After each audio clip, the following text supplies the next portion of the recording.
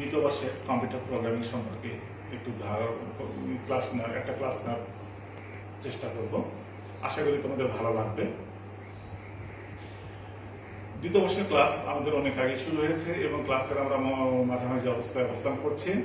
আজকে আমি তোমাদের যে টপিকটা পড়াবো সেই টপিকটা হচ্ছে basic elements of Fortran. Basic elements of ফটানে তোমাদেরকে প্রথমে আমাদের জানতে হয় ফটান কি। প্রথমে আমাদের জানতে হয় কি ফটান কি, তো এটা জানতে হবে। তো এগুলো জানার আগে প্রথমে আমি আমার একটু পরিচয় দিয়ে দিই। আমি মোহাম্মদ আসাদুজ্জামান, সহকারী অধ্যাপক, গণিত বিভাগ, রাজশাহী কলেজ, রাজশাহী। তো কম্পিউটার প্রোগ্রামিং কোর্সটার নাম হলো, আসলে প্রত্যেকটা প্রোগ্রামিং একটা ভাষার মাধ্যমে প্রোগ্রাম সম্পন্ন করে থেকে থাকে। কম্পিউটার প্রোগ্রামিং ফটান ভাষার মাধ্যমে তাদের কাজটা পরিচালনা করে থেকে থাকে। তাহলে আমাদের ফটান কি জিনিসটা, আমাদের বিষয়টা আমাদের জানতে হবে। ফটান কি এটা যদি বলতে হয় তাহলে আমরা সংক্ষেপে বলতে পারি Fortran is the oldest high level language which was introduced in 1954 to 1957। অর্থাৎ ফটান হচ্ছে একটা অতি পুরাতন উচ্চমাত্রা ভাষা, যেটা সূচনা হয়েছে 1954 থেকে 1957 সালের মধ্যে। এবং এর নামের উৎপত্তি কিভাবে হলো সেটা যদি জানতে চাই তাহলে আমরা বলবো the name Fortran is derived from formula translation. অর্থাৎ কিছু সংখ্যক ফর্মুলার রূপান্তর থেকে ফটান নামের উৎপত্তি হয়েছে। প্রথমত সায়েন্টিস্টরা আমাদের গণিতের বিভিন্ন জটিল ও দুর্বোধ্য ক্যালকুলেশন সম্পন্ন করার জন্য আমরা ফটান ভাষার উদ্ভব হয়ে থেকে থাকে। কালের পরিক্রমায় এটা বিভিন্ন স্তরে বিভিন্ন সেক্টরে ব্যবহার হয়ে থেকে থাকে। তাহলে আমরা কি জানলাম, ফটান নামের উদ্ভব হয়েছে কিভাবে? Formula translation, Fortran. তাহলে আমাদের কি আসছে? ফটান একটা ভাষা, ফর্মুলা ফর আর যোগ ট্রান্সলেশনের ট্রান, একত্রে কি হচ্ছে? ফট্রান। ফর্মুলার ফর আর ট্রান্সলেশন ট্রান নিয়ে আমাদের ফটান নামের উদ্ভব হয়ে থেকে থাকে। এই থেকে আমাদের নামের উদ্ভব। ফটান ভাষাটাকে অনেকগুলো এডিশন আছে। তারপর একটা এডিশন হচ্ছে ফটান 77, ফটান 4, ফটান 1995। আমি আজকে যে টপিকটার উপর পড়াবো ধারাবাহিকভাবে এখন থেকে ক্লাস চলতে থাকবে, সেটা হচ্ছে ফটান ডাটা টাইপস।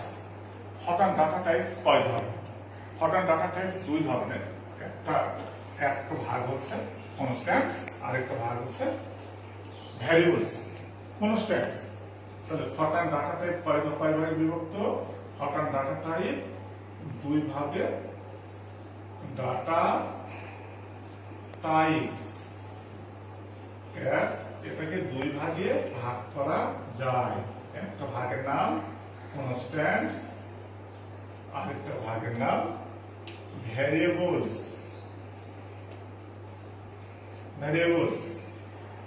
তাহলে আমাদের জানতে হবে কনস্ট্যান্টস এর ভ্যারিয়েবলস। আমি প্রথমে কনস্ট্যান্ট নিয়ে কথা বলবো।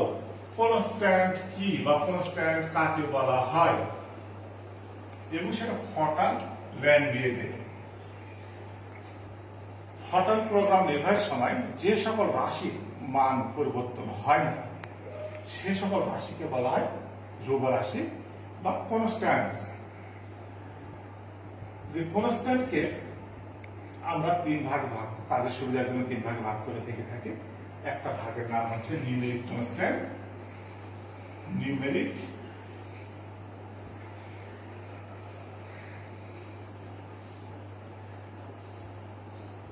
কনস্ট্যান্ট, আর একটা ভাগ হচ্ছে স্ট্রিং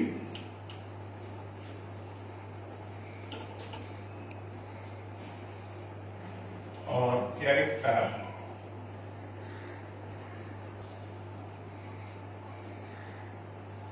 কনস্ট্যান্ট।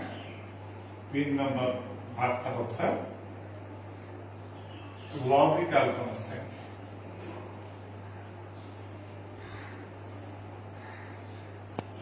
Logical constant. তাহলে কনস্ট্যান্টকে তিন ভাগ করা যায়। নিউমেরিক কনস্ট্যান্টস, স্ট্রিং আর ক্যারেক্টার কনস্ট্যান্টস আর লজিক্যাল কনস্ট্যান্টস। তাহলে এখন আমরা নিউমেরিক কনস্ট্যান্ট নিয়ে কথা বলবো। নিউমেরিক কনস্ট্যান্ট কি এবং এর কত প্রকার এবং বিভিন্ন প্রকারভেদ নিয়ে আমরা আলোচনা করব, বিস্তারিত আলোচনা করব। Numeric constant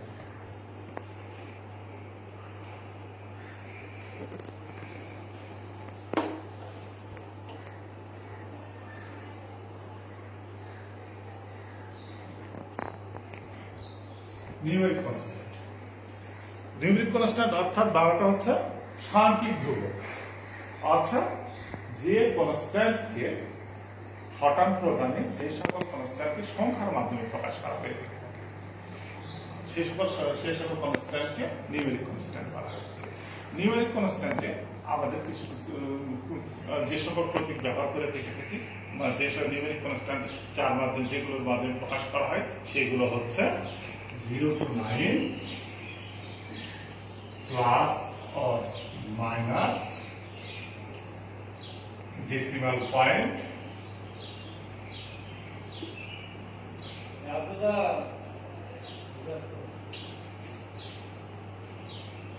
and space. আমরা দেখছি নিউমেরিক কনস্ট্যান্টে আমরা কি কি ব্যবহার করে থাকি 0 to 9 comma plus or minus comma decimal point and space এগুলো ব্যবহার করে থাকি। নিউমেরিক কনস্ট্যান্ট আবার তিন ভাগে ভাগ করা যায় থেকে থাকে। প্রথম ভাগ হচ্ছে integer number constant, integer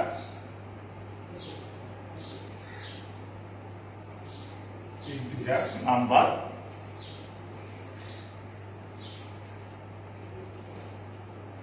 constant.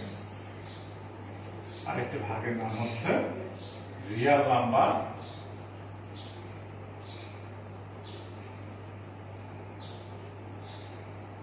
Constants. আর শেষ ভাগটির নাম হচ্ছে কমপ্লেক্স নাম্বার কনস্ট্যান্ট।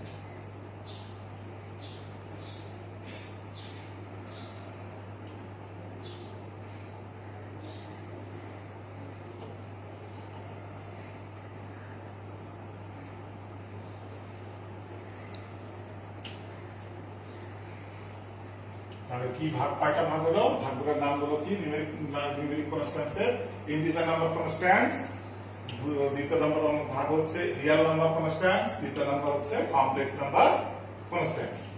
তো ইন্টিজার নাম্বার কনস্ট্যান্ট নিয়ে কথা বলতে চাই। ইন্টিজার নাম্বার কনস্ট্যান্ট কাকে বলা হয়? Number without decimal point is called integer number constant. It also called fixed point number. অর্থাৎ যে সকল সংখ্যাকে দশমিক বিন্দু ছাড়া প্রকাশ করা হয়ে থাকে সেগুলোকে বলা হয় ইন্টিজার নাম্বার কনস্ট্যান্ট বা পূর্ণ সংখ্যা ধ্রুবক। অর্থাৎ যেমন উদাহরণ যদি 5, তাহলে এখানে কি বলা হয়? এটাকে ফিক্সড পয়েন্ট নাম্বারও বলা হয়ে থাকে। রিয়েল নাম্বার কনস্ট্যান্ট কাকে বলা হয়ে থাকে? রিয়েল নাম্বার কনস্ট্যান্ট হচ্ছে number with decimal point is called real number constant. It also called floating point number. অর্থাৎ যে সকল বাস্তব সংখ্যা ধ্রুবককে দশমিক বিন্দুর মাধ্যমে প্রকাশ করা হয়ে থাকে সেগুলোকে বলা হয় বাস্তব সংখ্যা ধ্রুবক। বাস্তব সংখ্যা ধ্রুবকের আবার কয়েকটা শ্রেণী বিভাগ আছে। যেমন বাস্তব সংখ্যা ধ্রুবকের যদি শ্রেণী বিভাগ করে থেকে থাকি সেটা হচ্ছে আমাদের real number constant. Real number constant এর দুটা branch, decimal point for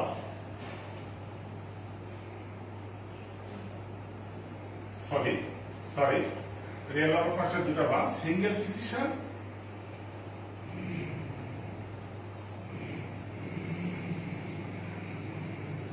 and double precision.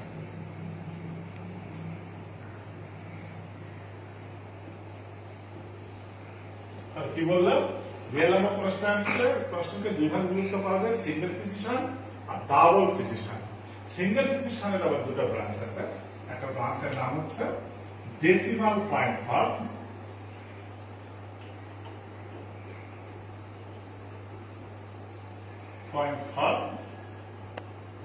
আর আরেকটা ফর্মের নাম এক্সপোনেনশিয়াল ফর্ম।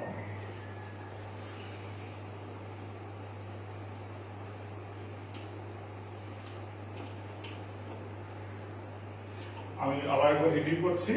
রিয়েল নাম্বার কনস্ট্যান্টসকে দুই ভাগ করা হয়, single precision, double precision. Single ফ্রিকশনকে দুই ভাগে ভাগ করে ডেসিমাল পয়েন্ট ফর্ম আর একটা এক্সপোনেনশিয়াল ফর্ম। আমরা একটু এখন এক্সপোনেনশিয়াল ফর্ম নিয়ে কথা বলবো।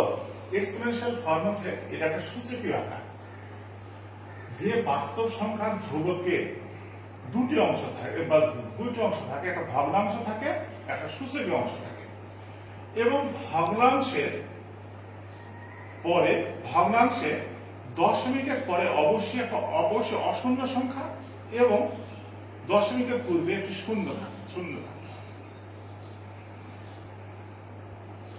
তারপর ভগ্নাংশের পরে ক্যাপিটাল ই বা স্মল ই লিখতে হবে, তারপর দুই ঘর বিশিষ্ট সূচক অংশ থাকবে। সূচক কমপক্ষে, আমি আবারও বলছি, এক্সপোনেনশিয়াল ফর্মের দুটি আকার থাকে, দুটি অংশ থাকে, একটা ভগ্নাংশ, একটা সূচকীয় অংশ।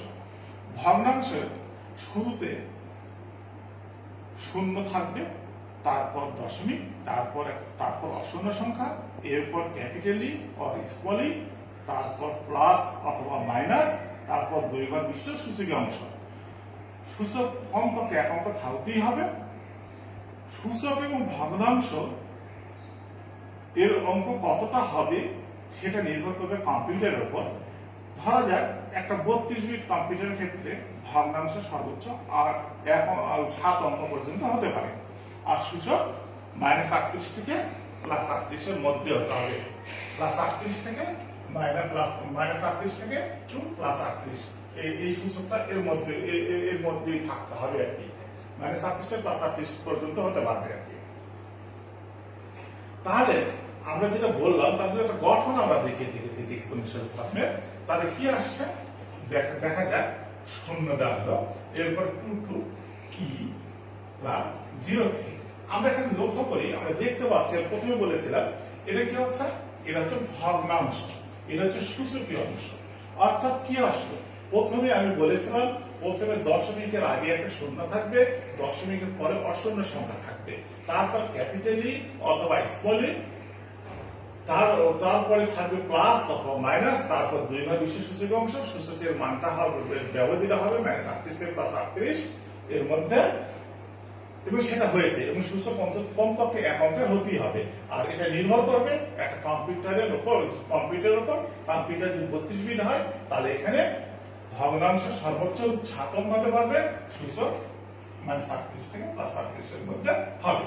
যদি আমি একটা গঠন করি তোমাদের সুবিধার জন্য, যেমন তোমরা ধরো 0 0 0 5 6 7 আছে, এই সংখ্যাটাকে দিয়ে তোমাদের পরীক্ষাতে অনেক সময় বলা হয় এটা ই ফর্মে লেখো, অর্থাৎ এক্সপোনেনশিয়াল ফর্মে তুমি লেখো।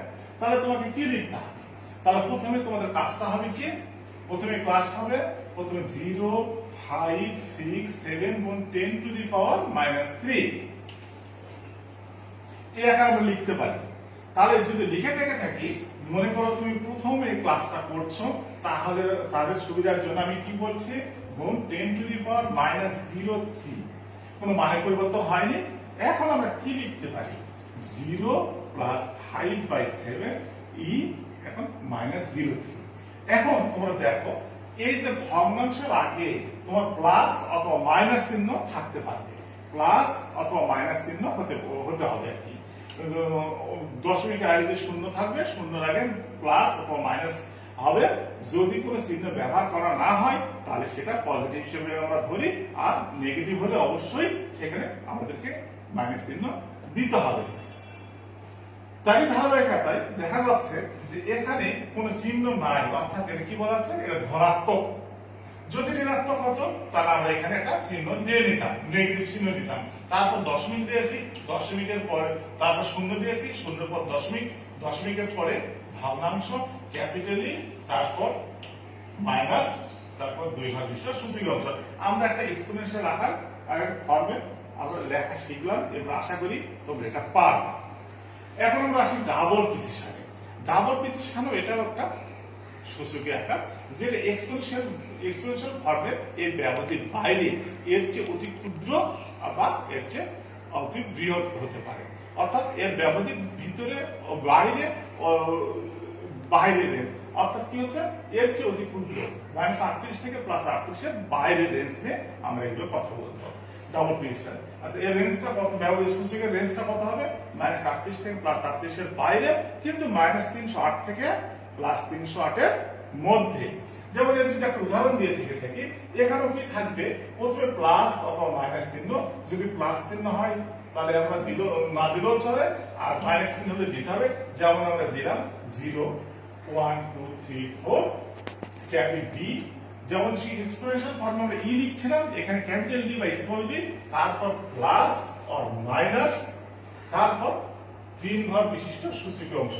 সূচকটা হতে হবে -38 থেকে +38 এর বাইরে। দেখো এখানে আমরা কি দিয়েছি, 94 এর কত, আমাদের 38 এর বাইরে না, অবশ্যই 38 এর বাইরে। তাহলে এটাকে কি বলবো আমরা, এক্সপোনেনশিয়াল ডাবল প্রিসিশনের একটা উদাহরণ। অতএব এটা পরীক্ষাতে এইভাবে বলা, ডি ফর্মে পরিণত করো, তাহলে তোমাদেরকে এটা অবশ্যই ডি ফর্মে পরিণত করে দেখাতে হবে। সুপ্রিয় শিক্ষার্থীবৃন্দ, আজকে এ পর্যন্তই। আশা করি তোমরা ভালো আছো এবং ভালো থাকো, স্বাস্থ্যবিধি মেনে চলো, ঘরেই থাকো এবং সামনের ক্লাসে আবার দেখা হবে। আল্লাহ হাফেজ।